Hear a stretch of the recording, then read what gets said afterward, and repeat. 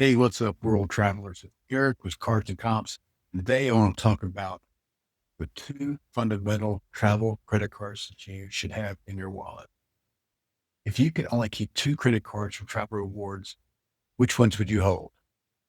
Well, for me, it's the Chase Sapphire Preferred and the Capital One Venture X. These are my keeper cards. And no, you don't have to choose between them. You need both of them, and I'll show you why. Stick around. We're just getting started.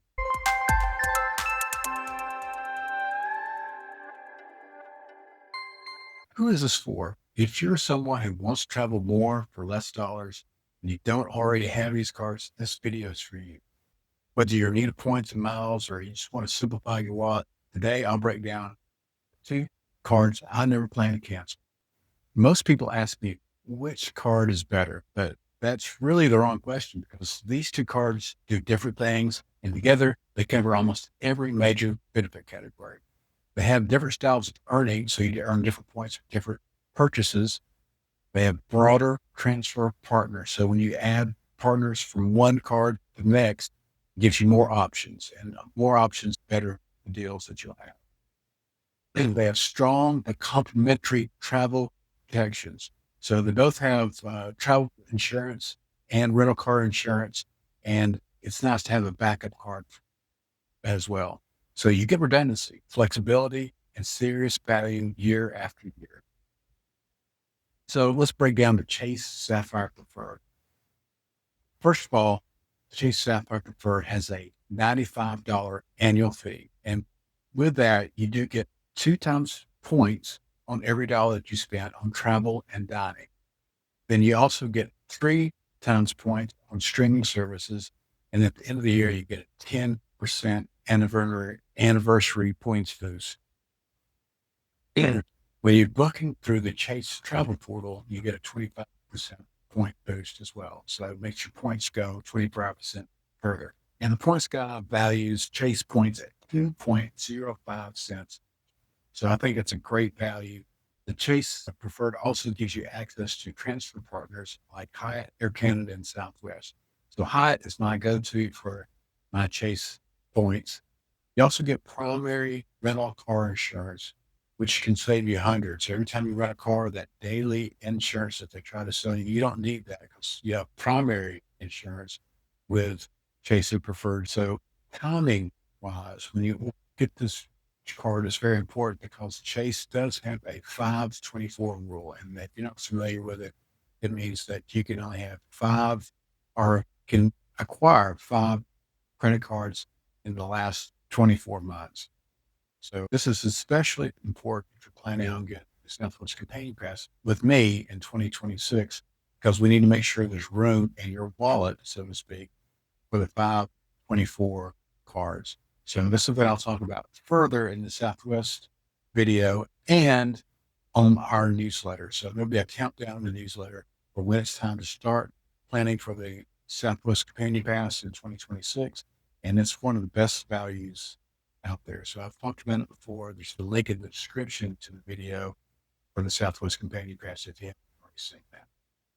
There is a welcome bonus for Chase Sapphire Preferred. And as July of 2025, welcome offer is 60,000 points. That's $4,000 spent in 3 months. Just need to make sure that you have room or you have a budget for known expenses that are coming up and that you easily use your existing spend. You just need to make sure that you have a budget for that $4,000 spend and you're not making extra purchases in order to complete the requirement for the bonus. Let's start talking about the Capital One Venture X. It's a little different, and the big difference is the annual fee is $395. Now that sounds like it's a lot. However, you do get a $300 travel credit each year. So that effectively takes the fee down to $95. And then at the end of the first year, you get a 10,000 anniversary miles bonus.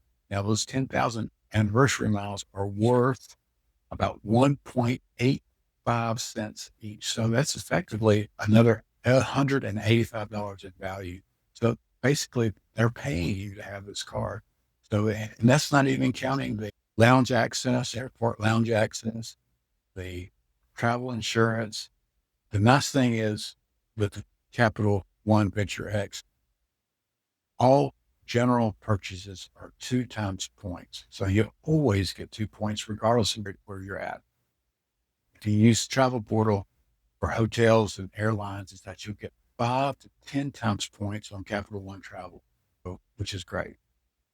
Main reason why I keep this card, not only that it pays for itself, but you get priority pass and Capital One lounge access at airports. So right now you get the primary card holder and 2 guests get free entry into both priority pass lounge and the Capital One lounge. However, that is changing February 1st, 2026. It's going to be limited at that point to just the primary card holder.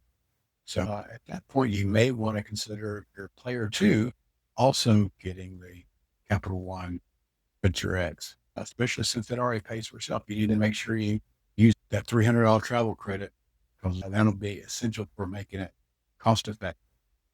You also get a global entry or TS pre-check credit every 4 years. And all you have to do is charge the fee to your Capital One Venture X and they'll automatically take. So in regards to timing, even though the Capital One Venture X is not a Chase card and they don't follow the 524 rule, it does count if you're getting a Chase card as one of the 5 cards that you got in the last 24 months. So if you get a Capital One Venture card and you're interested in getting the Southwest Companion Pass, and this will make you have 5 cards in the last 5 years, you will get denied from Chase. So you need to keep that in mind.